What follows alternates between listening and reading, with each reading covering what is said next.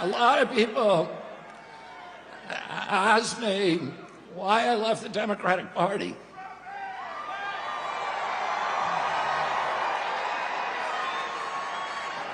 And I say, I don't leave the Democratic Party. The Democratic Party left me. Welcome to Watch Mojo, and today we're breaking down the expected designates of President-elect Donald Trump's cabinet going into his second presidency, pending approval by the U.S. Senate. Please note, all candidates to follow are unranked and listed in alphabetical order. Of course, there's going to be resistance to change from the swamp in Washington. Elise Stefanik, United States Ambassador to the United Nations. Ms. McGill, at Penn, does calling for the genocide of Jews violate Penn's rules or code of conduct? Yes or no? If the speech turns into conduct, it can be harassment, yes. As you'll see throughout this video, Trump's cabinet appointees largely consist of those who have proven themselves loyal to the president-elect. Stefanik, the firebrand House rep from New York's 21st District, is a good example of this. The Congresswoman has made considerable efforts to cozy up to the 45th and 47th president, having been a vocal opponent of Trump's first impeachment and refusing to certify the results of the 2020 election, which former Vice President and Delaware Senator Joe Biden won. She is somebody, though, who became a close ally of his when she took over for Liz Cheney as the House GOP conference chair. She really elevated her voice within the Republican caucus. And at this moment, there were conversations, even initially, about whether she would potentially play the role of his vice presidential pick. Stefanik is perhaps best known for her involvement in the December 5th, 2023 congressional hearing on anti-Semitism. Her questioning saw Liz McGill and Claudine Gay, the presidents of the University of Pennsylvania and Harvard respectively, stepping down. So the answer is yes. It is a context-dependent decision, Congresswoman. It's a context-dependent decision. That's your testimony today. Calling for the genocide of Jews is depending upon the context. That is not bullying or harassment. This is the easiest question to answer yes, Ms. McGill. Elon Musk, Commissioner of the Department of Government Efficiency. President-elect Trump announced yesterday that he's selected Elon Musk and former Republican presidential hopeful Vivek Ramaswamy to lead the newly created Department of Government Efficiency. Oh, good idea. Take two people who nobody wants to work with and make them work together. Why not just put Oasis in charge? Yeah, you've heard of this guy. It seemed all but guaranteed that Musk would be promised a cabinet role in a potential second Trump presidency. I love it that you have a sense of humor, because a guy as important as you who makes changes could use your powers for evil and not good. The fact that absolutely. You could. I would, of course, I would, never use them for evil. That's no, I crazy. know. The world's richest man's loyalty paid off, and he was handsomely rewarded with a brand new Presidential Advisory Commission, the Department of Government Efficiency, or DOGE for short, which aims to cut $2 trillion of waste from the federal budget.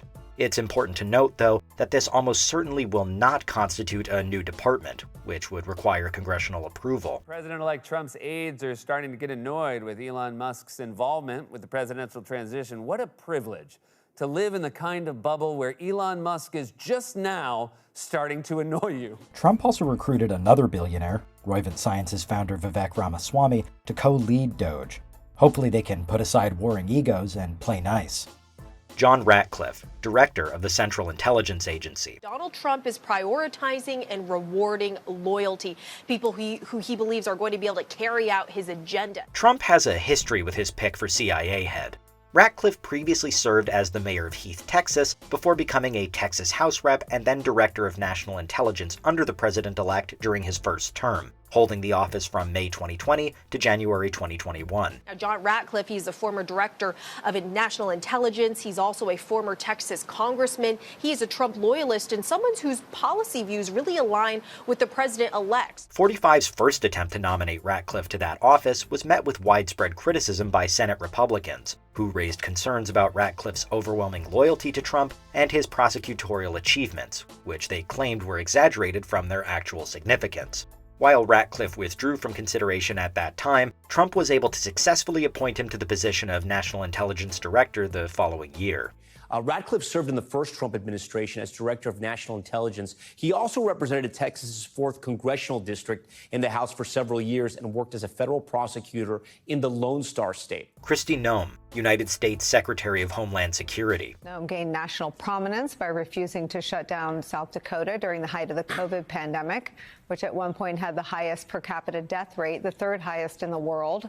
Recently, in her memoir, she was caught fabricating meetings with world leaders like North Korea's Kim Jong-un and France's Emmanuel Macron. South Dakota's first female governor benefited substantially from a Trump endorsement while running for her first term in 2018.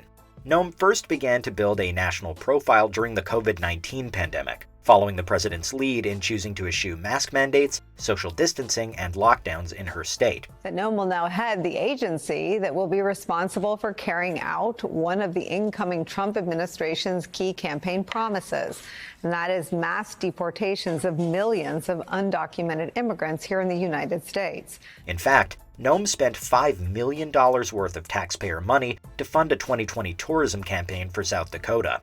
While Noem was at one point on Trump's vice presidential shortlist, she eventually lost out to Ohio Senator J.D. Vance after a series of public scandals, including an excerpt from her memoir in which the governor admitted to pointlessly euthanizing her family dog, caused the Trump campaign to distance themselves from her. Noem will head the department that oversees FEMA, helping Americans recover from natural disasters, the department responsible for the TSA.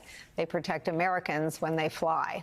The DHS will be responsible for security for the 2026 World Cup and the 2028 Olympics, both of which will be held in the United States during Donald Trump's second term in office. Lee Zeldin, administrator of the Environmental Protection Agency. We have the ability to pursue energy dominance, to be able to make the United States the artificial intelligence capital of the world, to bring back American jobs to the auto industry, and so much more. President Trump cares about conserving the environment, as you just mentioned in that statement from him. Possibly the most obscure member of Trump's cabinet announced to date, Zeldin may be more familiar to voters in the state of New York. Like Elise Stefanik, Zeldin was a member of the House of Representatives from New York's 1st District, representing eastern Long Island.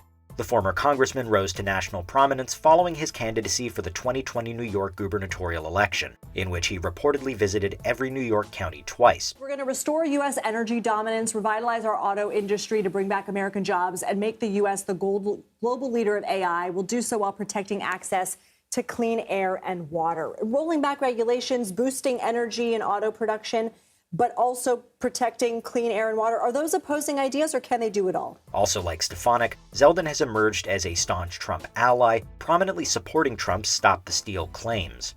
While Zeldin became the Republican nominee and outperformed expectations for a right-winger in a blue state, he ultimately lost the election to incumbent Governor Kathy Hochul. He wants to, as largely as possible, reduce the influence of the EPA, eliminate regulation, go after climate change policies, and the EPA is the place where you do that. So he said that's what he wanted to do. He brings in a congressman, former congressman, who's very loyal to him. Marco Rubio, United States Secretary of State. Here's a guy that buys a house for $179,000. He sells it to a lobbyist who's probably here for $380,000, and then legislation is passed. You tell me about this guy. This is what we're going to have as president. Here's the guy that inherited $200 million. If he hadn't inherited $200 million, you know where Donald Trump would be right now? Selling watches in Manhattan. Long gone are the days of little Marco. Sorry, we'll back up. It's more than a little amusing to consider the trajectory of Senator Rubio and President-elect Trump's complex relationship. Rubio originally emerged as a rival to Trump in the 2016 Republican presidential primaries, where the two repeatedly clashed. It's a tremendous honor to the president would place his confidence in me in a position of such importance. It's also a tremendous responsibility, and the job of the Secretary of State is to execute on the foreign policy set by the elected President of the United States, and I hope to have the opportunity to do it if my current colleagues here in the U.S. Senate confirm this. These clashes often deteriorated into full-on mudslinging and name-calling, which is why it was in stark contrast to Trump's actual presidency, when Rubio made it a point to support him. Rubio wasn't quite as gung-ho about Trump's refusal to accept his loss to Joe Biden as some of his fellow appointees, but this didn't stop the Florida senator from being handpicked by Trump as his Secretary of State. Again, I think most of my colleagues understand that presidents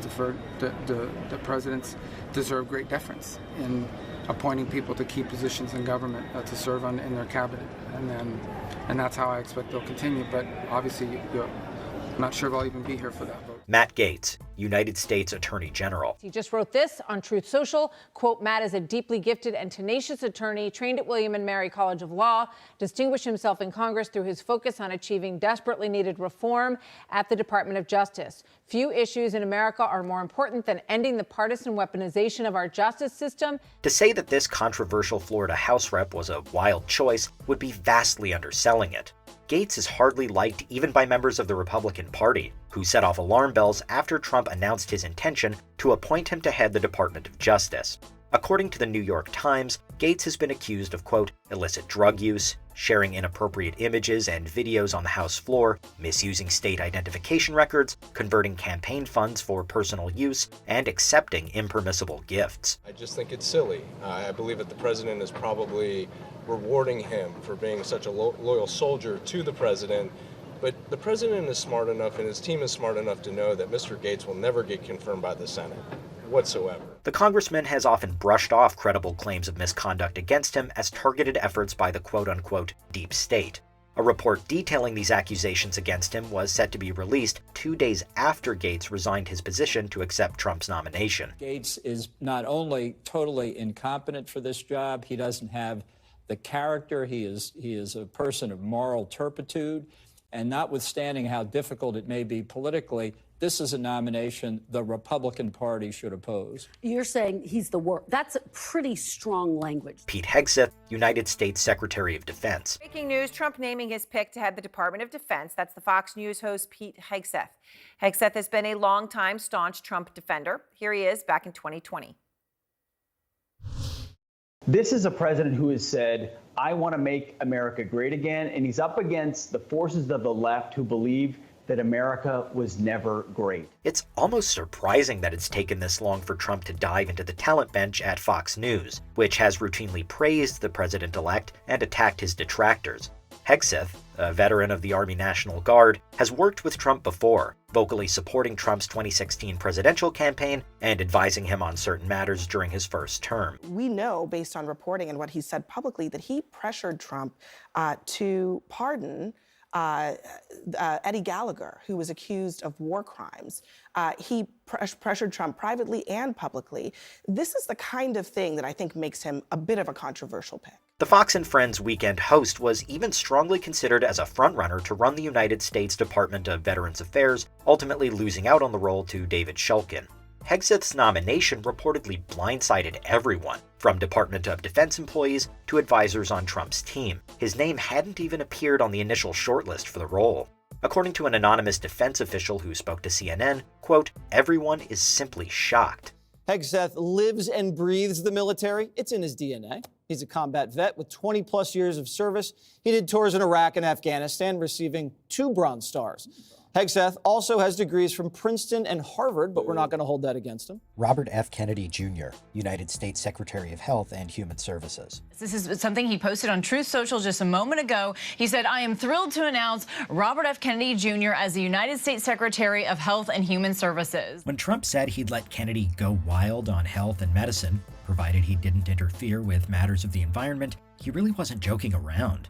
Indeed, by placing a fierce advocate of anti-vaccine activism in the nation's top advisory position on improving America's well-being, Trump has made clear that his administration will be anything but traditional. We've known for days now that RFK Jr. was under consideration by President-elect Trump for a possible major role in the administration. We also know that RFK Jr. has been spending substantial time with Donald Trump, advising him on possible health appointments. But this could also be a long road ahead for Senate confirmation, as we've been talking about these more controversial picks. Kennedy had previously sought the Democratic nomination against Joe Biden, but suspended his campaign in August 2024 after switching to an independent run, citing low numbers.